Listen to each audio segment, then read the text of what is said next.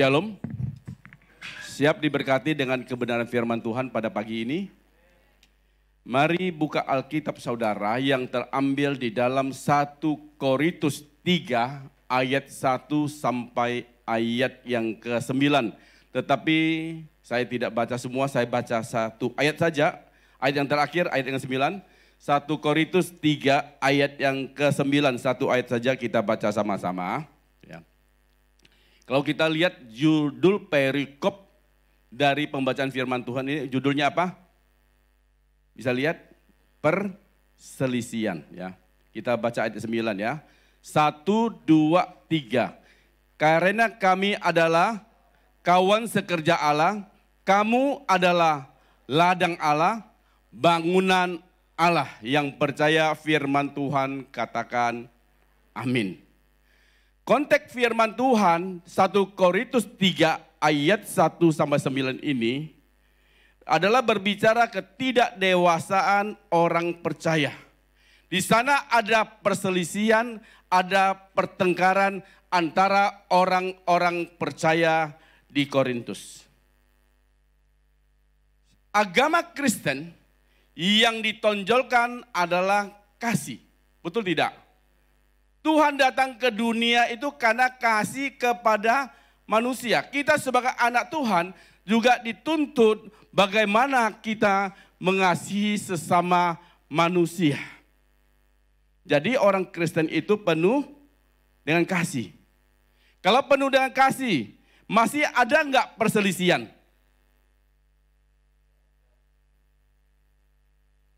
Kalau penuh dengan kasih, masih ada enggak pertengkaran? Kalau penuh dengan kasih, ada nggak yang masih suka paham antara satu dengan yang lain?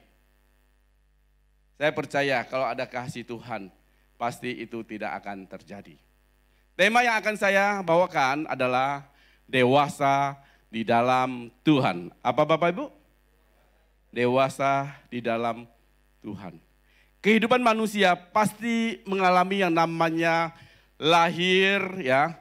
Nanti dia bayi, menjadi anak-anak, dewasa, dan menjadi tua, dan pada akhirnya dia akan meninggal. Betul tidak? Itu siklus kehidupan manusia. Kalau tujuan hidup kita hanya tertuju kepada dunia ini saja, ini sangat kasihan.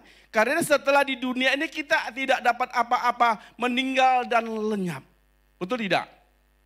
Bahasa Alkitab katakan hidup kita ini seperti uap. Seperti bunga bakung di ladang. Ya. Pagi ada, berkembang dan sore layu. Tetapi bagi orang memahami, ya, di balik kematian ada kehidupan, dia akan berhati-hati menjalani kehidupannya sebagai manusia.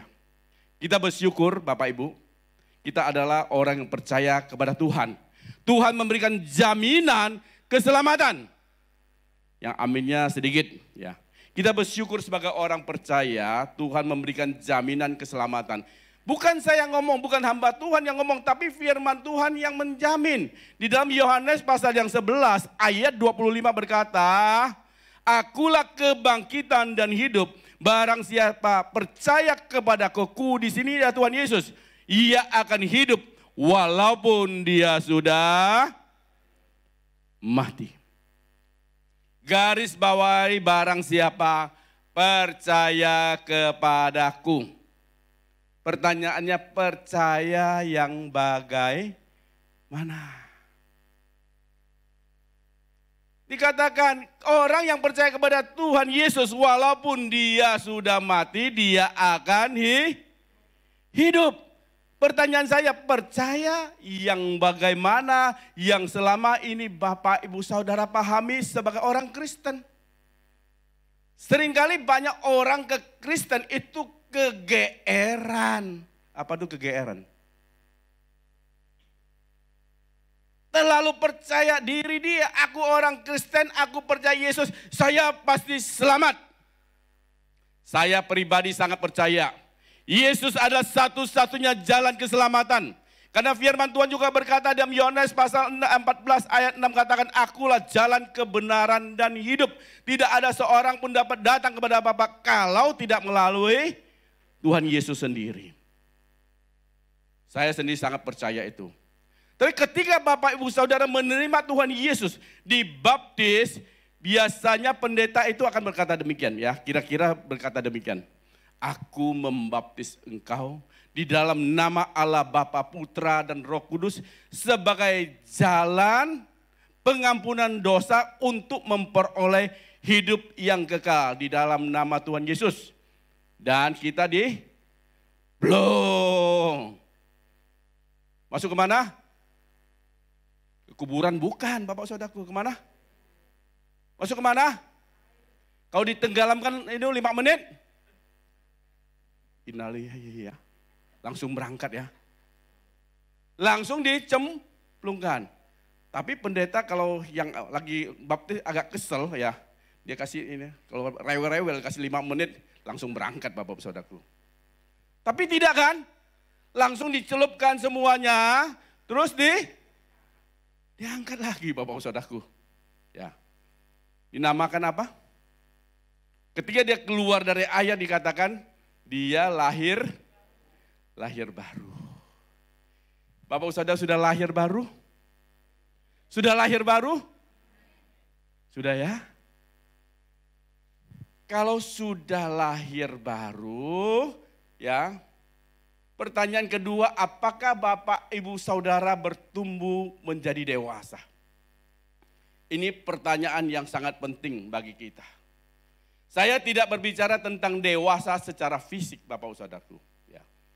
Kita sering kali jumpain Bapak Saudaraku, umurnya sudah dewasa bahkan sudah tua.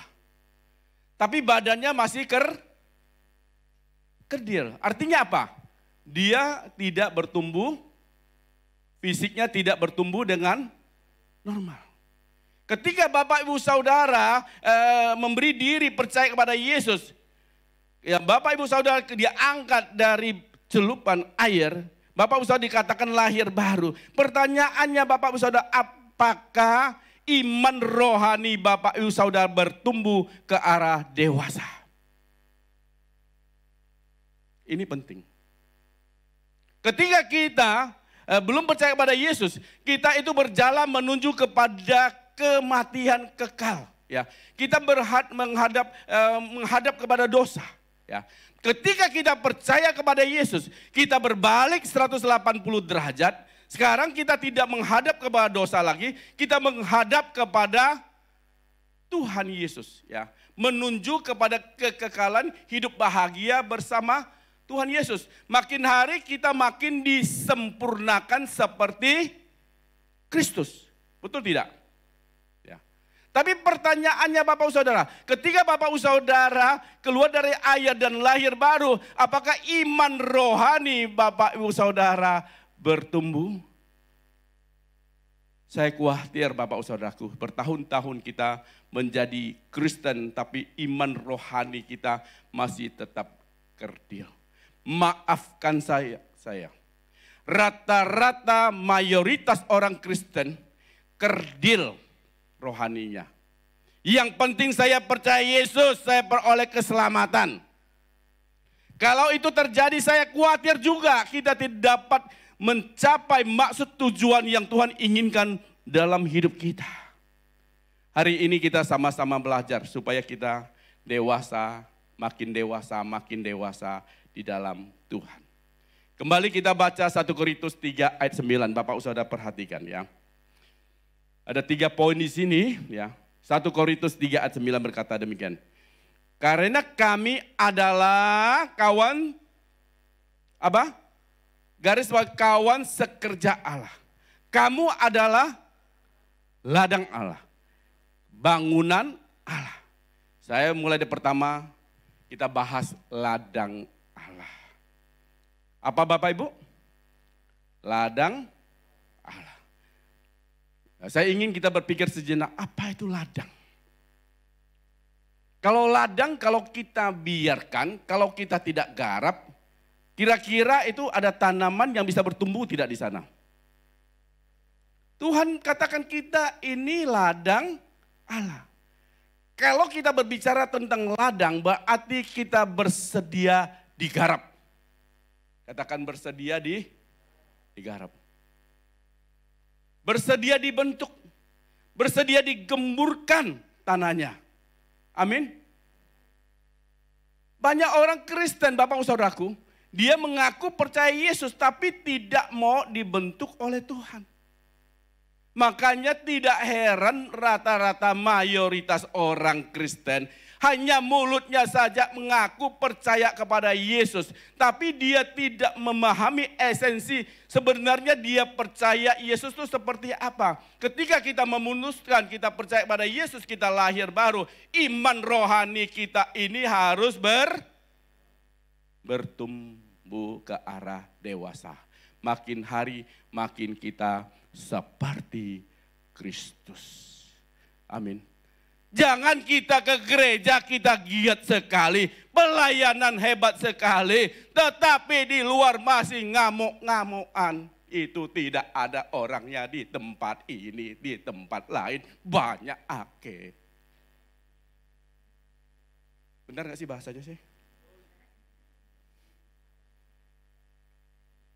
Itu mayoritas orang Kristen. Yang saya ngomong tidak ada di sini. Tapi kadang-kadang juga muncul.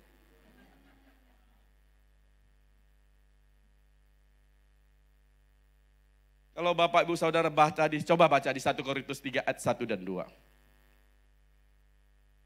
Pahami baik-baik Bapak Saudaraku.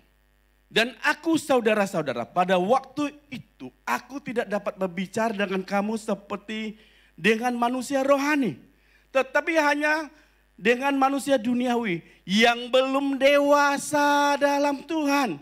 Susulah yang kuberikan kepadamu. Bukanlah makanan keras sebab kamu belum dapat menerimanya. Dan sekarang pun kamu belum dapat menerimanya. Artinya apa? Masih kerdil, tidak tumbuh-tumbuh rohaninya. Sekarang saya mau tanya Bapak Ibu Saudaraku, umur saudara berapa? Ada yang 70 tahun, 60 tahun, 50 tahun, 40 tahun, bahkan ada yang lebih mudah lagi. Yang saya mau tanya kepada saudara, yang di sini yang setiap hari hanya makan minum susu dan bubur saja, tolong lambaikan tangannya. Gak ada. Tubuh jasmani kita biarkan dia bertumbuh sehat. Tapi tubuh rohani kita Bapak Saudaraku, kita seringkali kita biarkan kerdil. Tidak mau bertumbuh. Sudah berapa tahun Bapak Ibu Saudara kita menjadi Kristen? Sudah bisa menyerap gak makanan keras? Kalau firman Tuhan datangnya, saudara-saudara akan diberkati Tuhan. Amin, amin, amin. Aminnya sampai 10 kali Bapak Saudaraku.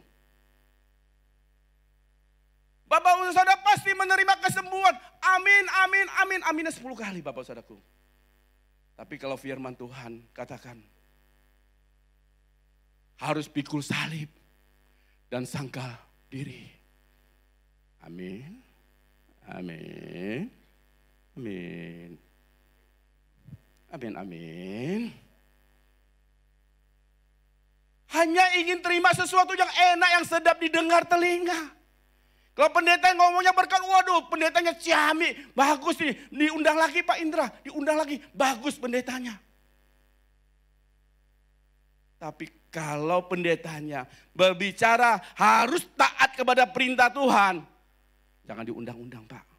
Kalau bicara janji Tuhan yang manis-manis, kita mau terima. Hanya mau terima yang enak saja Bapak Saudara ikut Tuhan. Itu tidak akan bertumbuh iman kita. Ya. Kita harus siap menerima makanan keras. Amin. Supaya iman rohani kita itu bertumbuh. Ketika iman rohani kita bertumbuh, kita menuju kedewasaan yang tiap hari kita itu makin hari kita makin seperti Kristus. Amin Bapak Ibu. Aminnya kayaknya kurang rela Bapak Ibu. Kalau kita sudah lewati fase ini, kita akan semakin hari kita semakin dewasa. Ada tugas yang harus kita emban ketika kita menjadi dewasa. Kita coba lihat lagi di 1 Korintus 3 ayat yang tadi yang ke-9. Ayo Bapak Saudaraku. 1 Korintus 3 ayat 9. Karena kami adalah apa? Kawan sekerja Allah. Kalau kita kawan sekerja Allah berarti ada tugas yang harus kita kerjakan. Ada tugas yang Tuhan taruh di pundaknya kita. Kalau Bapak Ibu Saudara punya anak, ya. Kalau waktu kecil disuapin susu, betul tidak? Dikasih bubur, ya. Tapi kalau 17 tahun, 18 tahun, masih dikasih bubur, susu setiap hari sama mamanya. Oh saya sayang nak, saya sayang. Masih ada begitu? Enggak. Ketika dia sudah mulai beranjak dewasa, ada tugas-tugas tertentu yang orang tua berikan kepadanya yang harus dia kerjakan. Amin. Itu orang tua yang waras, Bapak Ibu Saudaraku. Coba kita lihat di 1 Korintus 3 ayat 3 ya. Ayat 3 ya. Ayat 3 saja. Karena kamu masih manusia duniawi. Sebab jika di antara kamu ada apa? Iri hati dan perselisihan. Bukankah hal itu menunjukkan bahwa kamu manusia apa? Duniawi dan bahwa kamu hidup secara duniawi. Ya. Kalau orang yang belum dewasa rohani ya. Ketika Tuhan kasih tugas dia emban ya. Di dalamnya masih ada ada iri hati. Kalau dikasih tugas tanggung jawab pasti terjadi yang namanya perselisihan. Betul tidak? Itu artinya dia belum dewasa rohani. Yang saya ngomong tidak ada di tempat ini. Tapi kadang-kadang muncul seperti kapal selam. Biasanya itu dekat-dekat Natal. Oh ya salah ngomong lagi saya. Oh enggak ada di tempat ini Bapak Saudaraku. Di tempat ini aman-aman terkendali. Kalau orang dewasa, rohani, pasti dia tidak suka iri hati. Ya, karena iri hati itu menimbulkan yang namanya perselisihan. Bahkan pertengkaran. Akhirnya salah paham. Yang salah nanti gembalanya. Betul apa tidak? Bapak Ibu Saudara yang bisa menilai diri kita sendiri. Saya bukan menjadi hakim buat Bapak Ibu Saudara. Saya hanya menyampaikan firman Tuhan Bapak Ibu Saudaraku. Ya, saya ingin bawa kita semua itu bertumbuh ke arah dewasa. Lihat ayat keempat. Karena jika seseorang berkata aku dari golongan Paulus. Dan yang lain berkata, aku dari golongan Apolos. Bukankah hal itu menunjukkan bahwa kamu manusia duniawi dan bukan apa? Bukan apa? Padahal kerjanya di mana? Urusan-urusan apa? Pelayanan. Kerjanya di dalam gereja. Rapatnya di dalam gereja. Tapi bukan untuk urusan. Bukan saya ngomong Bapak Saudara, saya bisa dengar kok Bapak Saudara. Ngomong pelan-pelan pun saya bisa dengar. Kuping saya cukup panjang Bapak Saudaraku. Ini tandanya orang yang belum dewasa. Suka buat kelompok-kelompok sendiri, bahwa kelompok dia itulah yang paling hebat. Membuat persaingan-persaingan. Dia yang ditonjolkan adalah diri dia sendiri. Dia yang makin kelihatan, Tuhan yang makin tidak kelihatan.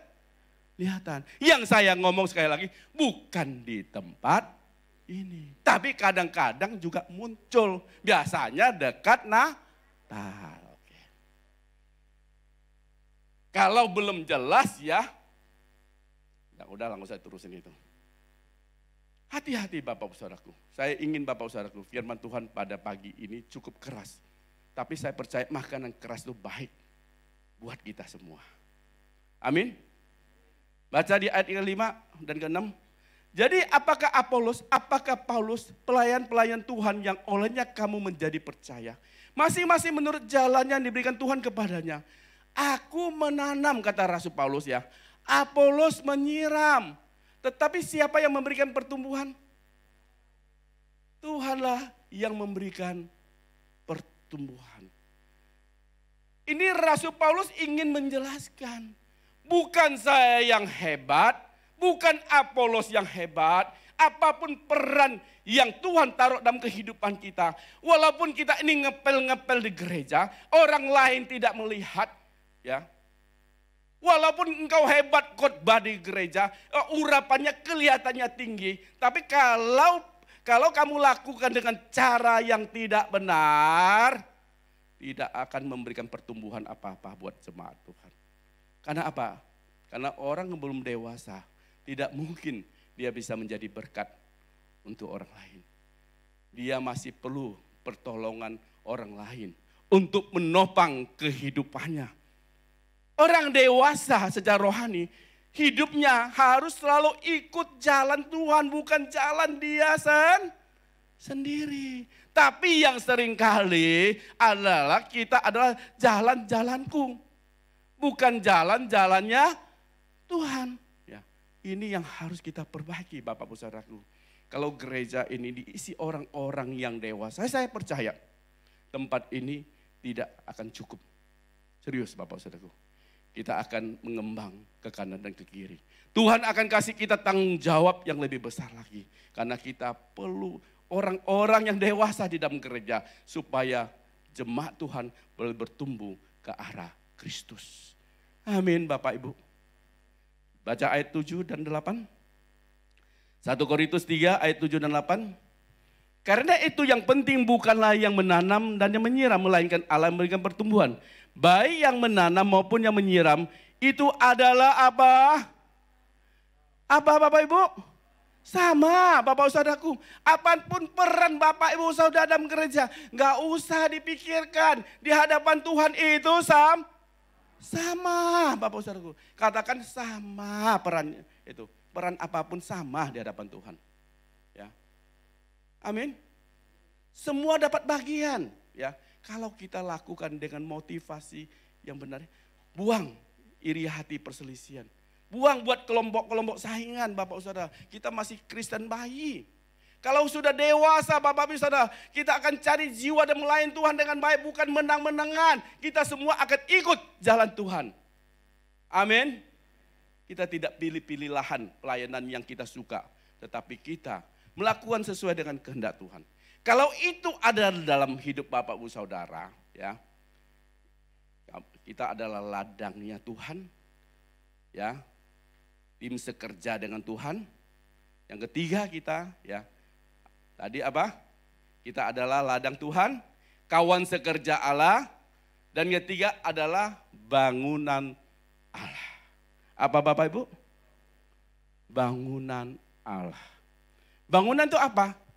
Bait sucinya Allah. Rumahnya Allah. Bangunannya Allah. Bapak Saudara percaya, Bapak Saudara orang yang sungguh-sungguh percaya kepada Yesus adalah rumah Allah.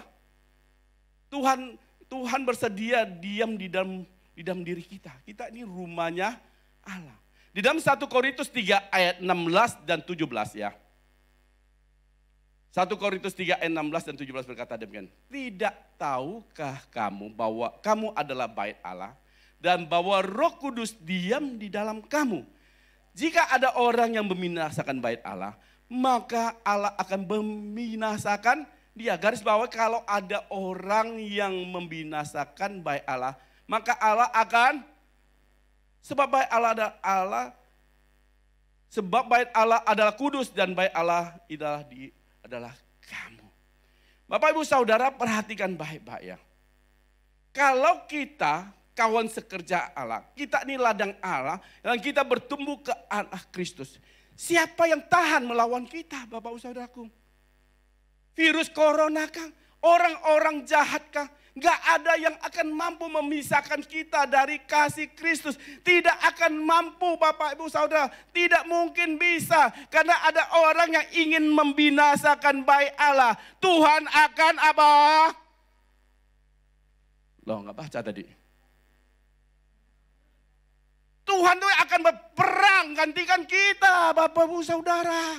Gak usah pernah khawatir tentang apapun juga. Tapi nyatakan keinginan kita kepada Allah. Maka damai sejahtera Allah yang membaui segala akal budi kita.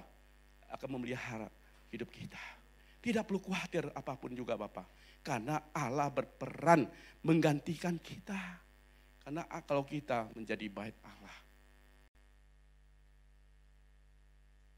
Bait Allah itu harus bagaimana? Sebab bait Allah adalah kudus. Ada penekanannya, bait Allah adalah kudus. Bait Allah ialah kamu. Kudus sama kudus bedanya apa Bapak Saudaraku? Iya betul, I sama U. Betul kan? Ya itulah orang Kristen Bapak Saudaraku. Hanya beda apa I sama U saja. Kadang kudus, kadang kudus. Ya.